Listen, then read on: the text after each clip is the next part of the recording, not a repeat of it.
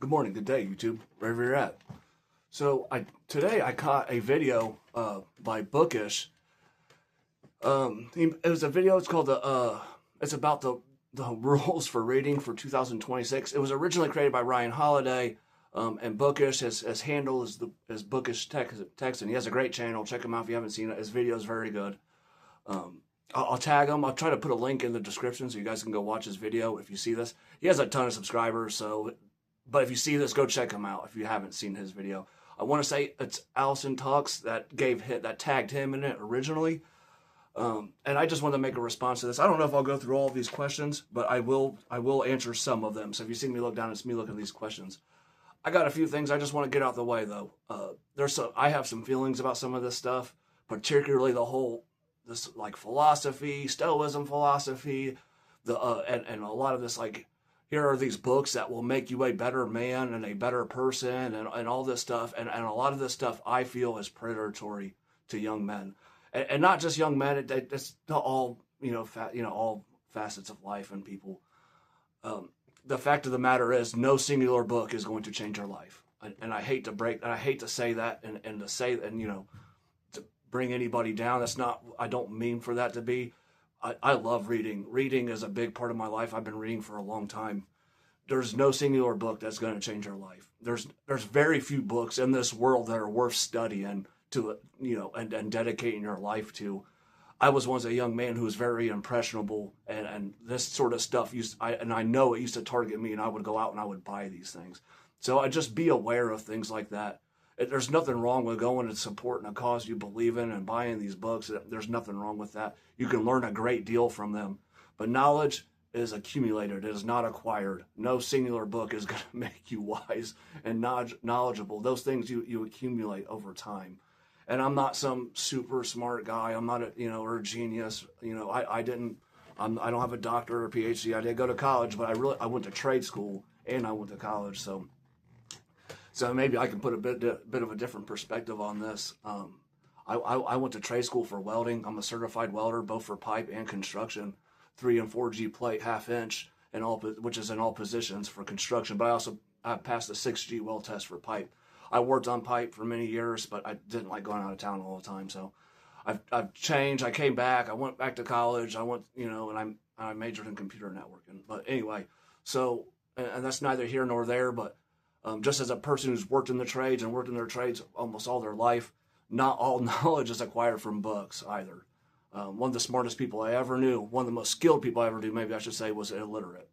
And this guy could weld upside down, blindfolded, and was one of the most skilled welders I'd ever known in my life. And I learned all kinds of stuff from this guy. He was good at math too, but he could not read. He could hardly write his own name. So that's just a little anecdotal story, but the point is you can learn lots from other people. And maybe it's because I went through an apprenticeship. I know that that's possible, and I've learned stuff from older guys my whole life, and older women too. I've learned stuff from. So just keep in mind there are other things you can do to learn things. And I'm just gonna go out here and say this. Like I said, I feel kind of strongly about the subject. If you want to improve yourself, I'll give you 3 tips, right? And that's not all. This stuff is not going to be fancy. It's not going to be, glamorous. Number 1 is going to be learn financials. Take care of your financials and learn, how to spend money, how to save money. Get your debt, get your debt in order and your credit.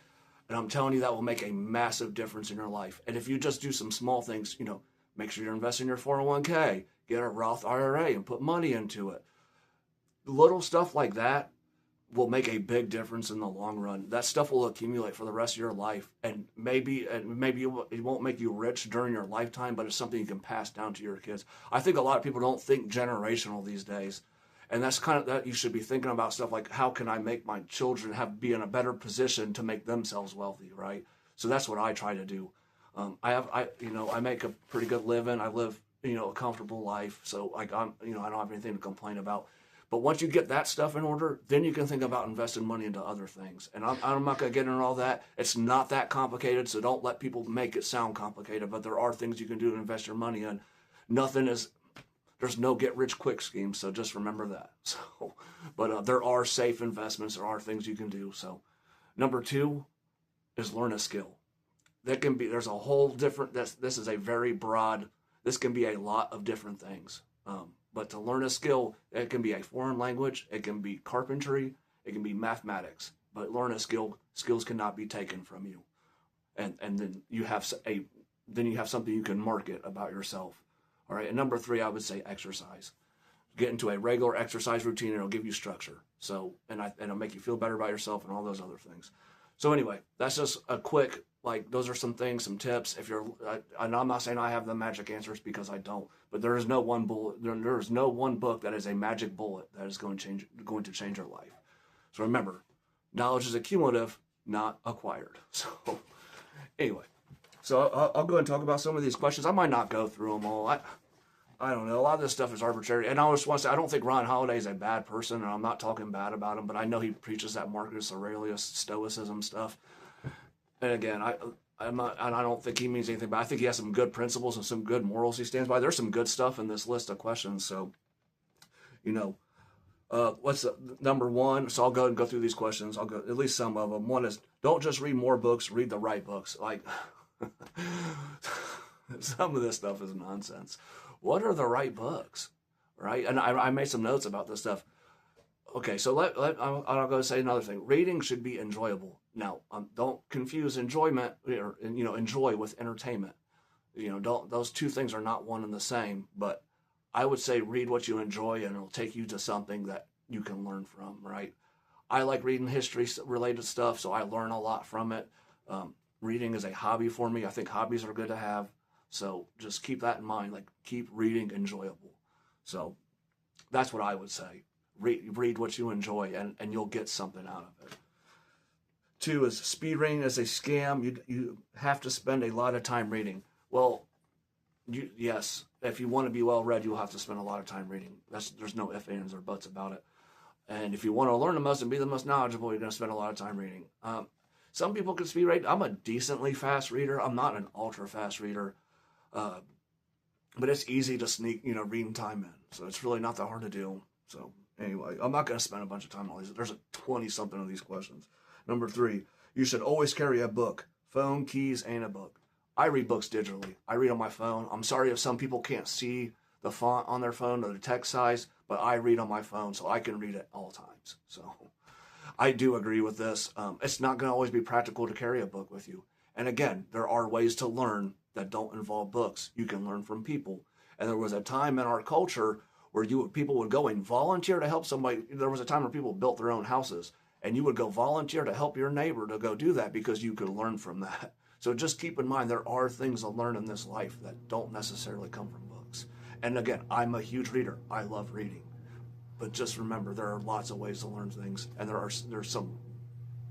you can be a magnificent person in this world. So just keep that in mind. That's all I'm trying to say there. So number 4, if you are not reading with a pen, you are not really reading. That's nonsense. That's just absolute nonsense. Read what you enjoy. You don't have to be writing a bunch of stuff down. That's kind of ridiculous to me. But I'm sorry. Again, I don't mean to offend anybody. Again, I don't think Ryan Holiday is a bad person. But no, you don't have to do that. Absolutely not. Read what you enjoy. Do it in the way you enjoy it. So, and you will get something out of it, I promise you. Number 5, mark your books, full pages, beat them up. Sure, if you want to. I don't think that's that's a rule. That need to be written down. Do what you want with your books. It's your property. Anyway, 6, forget the news. The best way to understand what's happening in the world is by reading books, usually old books. I read a lot of old books, and I do think there's some truth to this. But I do like modern takes on old history because you can get it from a modern perspective. So just keep that in mind. The classics are always going to be the classics, but a modern perspective can give you a new perspective. So just, there's just something to keep in mind. So I wouldn't say I disregard. That's not nonsense. So not all of these questions are nonsense. So 7, don't just read books, reread books. I'm a big believer in rereading, and there's a lot of reasons for that. And that's because I've read a book as a very young person, and again, as a more of a middle-aged man. And I can tell you it's a completely different experience. You will get a new experience out of that book. So I totally agree with that 1,000%. 8, don't be a book snob. Read bestsellers. Well, what? Why does bestsellers have to do with being a snob? I don't understand that question. If you want to talk about, book snob, I would say just read outside your comfort zone, right? Don't be afraid to read. One of the best books I've ever read is Pride and Prejudice. And I picked that book up on a whim from some people recommending it on YouTube years ago. Like, this was like in 2017. And I did not think it would be for me. And I'm telling you what, I read Persuasion immediately afterwards. Pride and Prejudice is fantastic. So I would say just keep an open mind. So, and you might get something out of it. So I don't like the screen shining on my face, man. It's making my face look red, but whatever, who cares? Anyway. Yeah, this is another nonsense one. Never read without taking extracts. Not everything has to be a life-changing experience. Very few things are. So, that's what I mean. I just think this stuff is predatory towards young people, man, because they're impressionable and they think, younger people are more dramatic and emotional, so they think that everything's going to be a life-changing experience, and it's not, right? Learn the most what you can from it. Retain what information you can. So, if that means you got to write things down, write it down. Anyway. Number 10, if a book sucks, stop reading it. I agree with that. So I DNF books if I don't like them. So 11, the rule for quitting a book is 100 pages minus your age. I don't understand the age component of this. Is it because if you're younger, you don't have as good a judgment? Is that what that's saying? I'd agree with that. I don't think I had as good a judgment when I was younger. So if you're 20, you have to make yourself read 80 pages. I don't really understand that. I'm 34. So, I don't know. Whatever. So that means I got to read, whatever, about 70 pages, a little less. But that's just kind of silly. So, 11, I'm sorry, that just read that. 12 is good writers and good books are not hard to read. Sure. I guess some books are more difficult than others. I mean, if you want to read Geoffrey Chaucer's Middle English book, with a non-translated, yeah, that's a little harder. I don't know. That one's kind of weird. Yeah, reading older stuff can be a little more difficult. Shakespeare, I guess, because it's that early modern English. But I don't know. That's a little silly. 13. Ask people you admire for book recommendations. Not that many people read. So the stuff they're going to recommend is going to be stuff you probably know. Or bestsellers. So. Or silly stuff like Stephen King. Anyway, I'm sorry. I don't know about that one. But maybe ask people on YouTube. Ask me. I'll get you some book recommendations. Yeah. I don't know. The admire part, I don't know. Some of this stuff is a little silly. But 14 is cool titles usually make for crappy books. Do they? The Art of War is a dope title for a book, and that's a great book. So I don't know about that. I don't know. See, some of this stuff is supposed to be really like eye-catching and what we would call clickbaity. That's what a lot of these questions are, and that's why I went on a little bit of a rant there in the beginning. Anyway, 15 is look for wisdom. Don't just memorize facts. Again, no single book is going to give you wisdom. Wisdom is accumulated, not acquired. You accumulate wisdom over time. So, yes, you can learn things from books. But this to me sounds like copying down quotes. Quotes are great. I love quotes. I was just looking at Napoleon quotes yesterday, and I put them on my channel. But that's just because I want people to know when they come to the channel, I'm going to talk a lot about the Napoleonic era because I like that. That's my favorite era of history to learn about. And the Sharp series is my favorite series of books. And there's no, I love the Sharp series by Bernard Cornwell. There is no, internal wisdom in those books. They're just fun action adventure, and I really enjoy them. And I have learned a ton about history because of it. And those books in and of themselves are not going to change my life. So I'm sorry that's just the way books, that's just the way it is. But anyway, so I'm going to keep going. Let's see. 16, ask yourself, what do I plan to do with this information? Again, this is all that. Everything has to be teaching you something, and everything has to, be making you better. Like, this stuff's a bunch of nonsense, man. It just is. Like, what? I'm not saying you can't apply some good principles to your life. Like, if you learn something and you want to apply it to your life, like, do so. But I don't know, man. But thinking every book, every little thing you read, like, you should there's some, internal wisdom in that. Like, come on, man. There's lots of stuff. I don't know. Experience, again, experience. It's an accumulative effect. So that's just the way it is. That's the way humans are, right? And back before there was even reading and writing, just something to keep in mind is reading. When it comes to humans, reading and writing, and the time scale of the human being's existence is this big, right?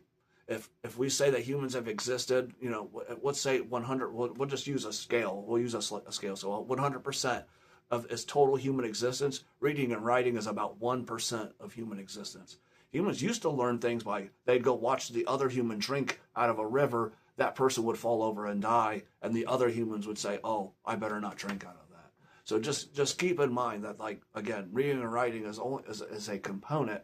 I love reading, again, but just so like I said, some of the stuff is just it's a little silly. So just keep that in mind, man. Like, that's just yeah. So anyway, 17. In every book you read, try to find the next one in your footnotes. What you're reading fiction, but if you're reading nonfiction, then you're just going to be reading about the same subject. I don't know about that, but 18. When you find an author you love, read all of their books. Oh yeah, I'd agree with that. Anyway, let's see. I'm going to skip some of these. Read books and writers you disagree with. I would agree with that. You don't have to agree with everybody on everything. And then there's another one, like, just get the gist of things. I think that's okay. You don't have, that's reading widely, having a wide knowledge base. Like, I'm okay with that. You don't have to be a master of every subject, and most people aren't. So, or even of one subject for that matter. I'll just do the last one. Find great stuff and suck everything you can out of it. Again, that's more of that. Somehow one singular book's going to make you, internally wise, and that's just not how it works. So, I don't know. I'm sorry for a little bit of a rant there in the beginning, but I feel like a lot of this stuff is predatory and trying to sell you things. A lot of this stuff, there's another one in there that's about buy a book regardless of price. That's screaming consume to me. Consume. Be a mindless consumer. Don't do that. Spend your money wisely. Save your money. That's what you should do. You want to do better in life? Learn how to spend your money, and think about almost every expense you make. I would challenge you to do that, and I promise you, just doing that little bit will make a big difference in your life. Anyway, I wish they taught financials better in school. They used to do a better job of it, but in the American school system, they really don't anymore. So please, if you don't get one thing out of this video, take better care of your finances. And I promise you'll do much better in life. Anyway, that's all for today, YouTube. Goodbye.